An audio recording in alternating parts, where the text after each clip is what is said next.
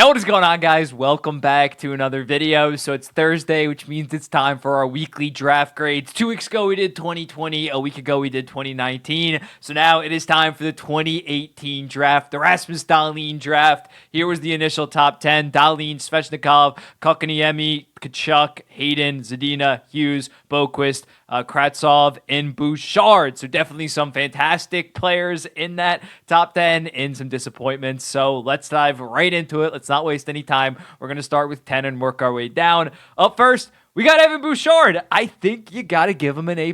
I'm not going to lie. Even though he doesn't have multiple seasons of this Norris caliber play, he was so fantastic this year for the Edmonton Oilers. 83 points in 82 games. All of the underlying numbers with him and Ekholm. Yes, he's lucky to play with a guy like Ekholm, but he also excelled. They were the best pair in the regular season this year, as well as being very good in the playoffs right now, because he has been so good. When looking at him, previous seasons only had 40 and 42 points, but once he took over the power play from Tyson Barrie at last year's deadline, he had 19 points in his final 19 games and 17 points in 12 playoff games. He's playing great in the playoffs this year as well. Edmonton was able to find their future number one defenseman. If he's not already top 10, I think next year he's definitely going to solidify himself as top 10 in the entire NHL. So to get that at 10th overall, while there's two other better defensemen, in my opinion, in this draft that are also going to get pretty decent grades, I think you got to go an A+ for Evan Bouchard. At that 10 pick, you're expecting a high-level player, but I think a guy like Evan Bouchard that could be one of the better defensemen of this generation, you give him an A+.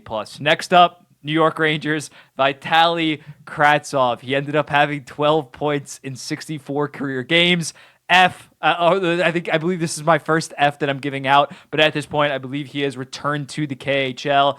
Maybe down the line, he'll return to the NHL, but this was kind of a miss for the New York Rangers. It's pretty crazy when looking at the New York Rangers with their rebuild. They're in a good spot right now, but from 2017 to 2019, Lafreniere kind of fell into their laps. They'd already had Panarin and Trouba. They didn't try to tank that season, but the 3 seasons that they were kind of rebuilding, they took Lias Anderson, Kravtsov, and Kakko. It did not work out in terms of their high-end drafting. Yes, they got guys like Hedel and Miller to kind of fill the gaps. But yeah, Kravtsov, just a complete bust for the New York Rangers. Never really found his footing in New York. And as a result, he gets the rare F from me. A lot of these guys are only 23, 24 years old. I'm not going to give out a ton of Fs, even until we get to like 2014, 2013. But considering Kravtsov's just straight up not in North America right now, he gets an F. 8th overall. We got Adam Boqvist. I'm going to go with the C-. When looking at Boqvist, this year was a little bit disappointing. Only 10 points in 35 games. He's a defenseman. Last year, he showed some real flashes as an offensive defenseman. He had 24 points in 46 games. If this guy can stay healthy, which he hasn't really been able to, and maybe get better coaching than Pascal Vincent. He was initially drafted by Chicago, by the way, traded in the Seth Jones trade. I think that he can be a solid second pairing, two-way offensive defenseman. I haven't really seen it yet, so I got to give him a C- at 8th overall. You are expecting at least a top pair guy. So it's a disappointing pick, but I still think Boqvist can be something at the NHL level. We've seen the flashes of him being something. He just needs better coaching and just a better situation overall right now in Columbus. It's not too ideal, especially considering they got guys like Jiricek and Matechuk that are going to take his spot, rightfully so. He needs kind of a fresh start, potentially somewhere else, even though Columbus isn't that good of a team. Send him off to San Jose and see if he pans out or something like that. At 7th overall, Quinn Hughes to the Vancouver Canucks. This is obviously an A+. An A++, I guess. If I'm going to give Bouchard an A+, Quinn Hughes is like an A++.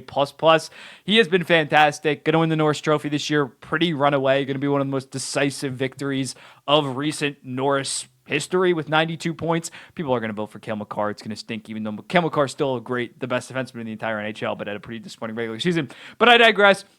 Quinn Hughes, even before this, was putting up near point per game seasons. This year, he took that next step defensively. He wasn't bad defensively outside of his first couple of years, but he really became that fantastic two-way defenseman. He's playing pretty good in the playoffs right now. 9 assists in 10 games. Canucks are in a 2-2 tie with the Edmonton Oilers. So, Quinn Hughes, top 3 defenseman at this point, in my opinion. Makar, Fox, Hughes. Pretty set in stone. Maybe Miro Heiskanen you can add to that mix, but he is a no doubt top 4 defenseman in the entire NHL. So to get that at 7th overall, A+ drafting by the Vancouver Canucks. On the flip side of that, Filip Zadina, 6th overall to the Detroit Red Wings. I'm going to give him a D. Never really worked out in Detroit. Was like a 20 to 30 point pace guy. Was expected to be one of their future top 6 first-line players. Never panned out. He ends up, it was like a mutual contract termination or something like that. He forfeited like a couple of guaranteed money to go over to San Jose. It didn't work out over there as well. 23 points in 72 games. And mind you, he got some serious ice time. Like Detroit, he eventually got thrown kind of in that bottom 6. Goes to San Jose to get more ice time. Production really doesn't change at all. And by the end, he's not really playing that much. Philip Zadina, maybe he can turn into a decent a bottom sixer, maybe an okay third liner, but at 6th overall, that is a massive disappointment. I'm not going to go an F. I'm not even going to go with a D- quite yet, but I think a D is fair for Philip Zadina at this point. 5th overall, Barrett Hayden, D+. Barrett Hayden, man, it's tough because last year he showed flashes. Yes, he was centering Nick Schmaltz and Clayton Keller. He's playing with very good players, and he put up 43 points last season, but this year only 10 and 33. I still think that he can be a high-end third-line center on a future playoff team. I'm not sure that he's done in terms of being like, I think he's going to he's going to hit the 40-point mark again in his career. At 5th overall, though, that is very disappointing to not get your future number 1 center like they were expecting. They were expecting Keller and Hayden to kind of be their future 1-2 punch. Didn't exactly happen, so I think you got to give him somewhat of a tough score. So a D+ makes sense for Barrett Hayden. Brady Tkachuk to the Ottawa Senators. He gets an A. Brady Tkachuk, another season of at least 35 goals, 37 goals, 37 assists. Last year, 35 goals, 48 assists, I believe. Yeah, 35 and 48. He had 83 points. Another very, very good season by Brady Tkachuk. Is proving himself as one of the best power forwards in the entire NHL. We always say that he's built for the playoffs, even though he hasn't been in the playoffs. But he's the kind of guy that you want in the playoffs. He's going to thrive once he gets to the playoffs. He has become that captain, that leader for the Ottawa Senators. I can't quite go an A+. I think at 4th overall, you would have to be like a superstar. Brady Tkachuk's a top 40 to 60 player in the entire NHL. It is a very, very good pick for them. So I think an A is fair at 4th overall. Next up, 3rd. He was a reach on draft night, and for good reason. Jesperi Kotkaniemi gets a D+. Similarly to Hayden last year, he had, I think, exactly 43 points last year for the Carolina Hurricanes. This season, he starts out fantastic. He has 13 points in his first 14 games, then finishes the season with only 27 points, considering he's making, mid-4s in terms of his salary. Now his contract's looking pretty bad. I think that he's going to bounce back. He's been okay in the playoffs. I think going forward, he can be a 35 to 40 point second line center or third line center going forward for the Carolina Hurricanes. Not worth 3rd overall pick. The Canadians reached pretty drastically, but I'm going to go with a D+.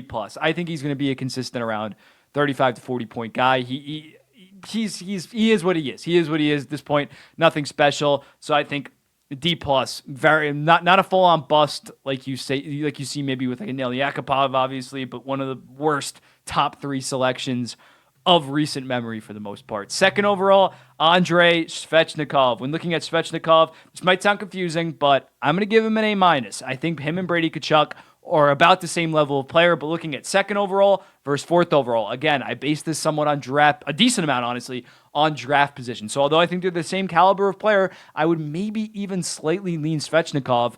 I'm going to give Svechnikov an A- just because there's a higher standard at 2nd overall when looking at 2nd overalls for the past 30 years. So Svechnikov, the thing with him is he's been a first liner since his 2nd year in the NHL when he had roughly like 30 goals, 40 assist pace, but he hasn't really improved since that. That's basically been his stat line, his per game pace for the last 4 or 5 years. I have not seen that star step by an Andrei Svechnikov. Still a very good player, but Sebastian Aho is clearly the franchise player in Carolina. Svechnikov never really took that next step, hasn't really been able to stay healthy last year towards ACL. But when looking at Svechnikov, still a very good player, still an elite first liner in the NHL, but for 2nd overall, I can't give him an A. I think it's 2nd overall. To get an A, you need to be a legit franchise player, top 25 player in the entire NHL, if that makes sense.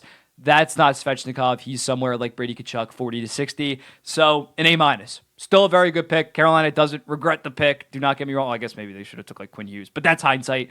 He was the right pick at the time, and he's still a good pick. 1st overall, Rasmus Dalene. Also an A-. Again, he's better. He's better than Brady Tkachuk. Don't get it twisted. He is better than Brady Tkachuk. But you're talking 2nd overall versus 1st overall, there's another leap. You look at the 1st overalls in the from 2013 to 2019, let's say. McKinnon, Ekblad was actually pretty disappointing, but McDavid, Matthews, Hischier, Dahlin, Hughes. You look in the 2000s, Kane, Stamkos, Crosby. Like, Dahlin is a very good player. 73 points last year, 59 points this year. Until he becomes that no doubt top 5 defenseman and is actually up for a Norris in a given year or wins a Norris, I think an an A- is fair for Rasmus Dalene. Again, not a bad pick. Still a very good player. Still a top 10 defenseman, but at first overall, I feel like that's kind of what you expect when you select a defenseman first overall. Like, you're going to see, I'm going to be a little bit of a hard ass on Aaron Ekblad. He's not going to get that good of a grade. So when looking at Rasmus Dalene, still a very good player. Still the second best player in this draft. I don't really think it's that debatable after a Quinn Hughes, and even him versus Quinn Hughes is debatable. Like, it's not some massive gap. But for first overall, factoring in draft position, I think an A- is fair for a guy like Rasmus Dalene. So we got our final double A- up first. Dahlin, Kakaniemi gets a D+, Tkachuk A, Hayden D+, Zadina D, Quinn Hughes A++, Boqvist C-, Kravtsov the first ever F in this series, and then Evan Bouchard also an A+. Again, draft position matters in this. Let me know in the comments, what do you think? Do you think Dahlin should be an A? Do you think Svechnikov should be an A? Should Tkachuk be an A- if the others at the top are A-? Again, 4th overall versus 2nd and 1st overall, I think it's different. Let me know in the comments, what do you think? I'll be seeing the next one.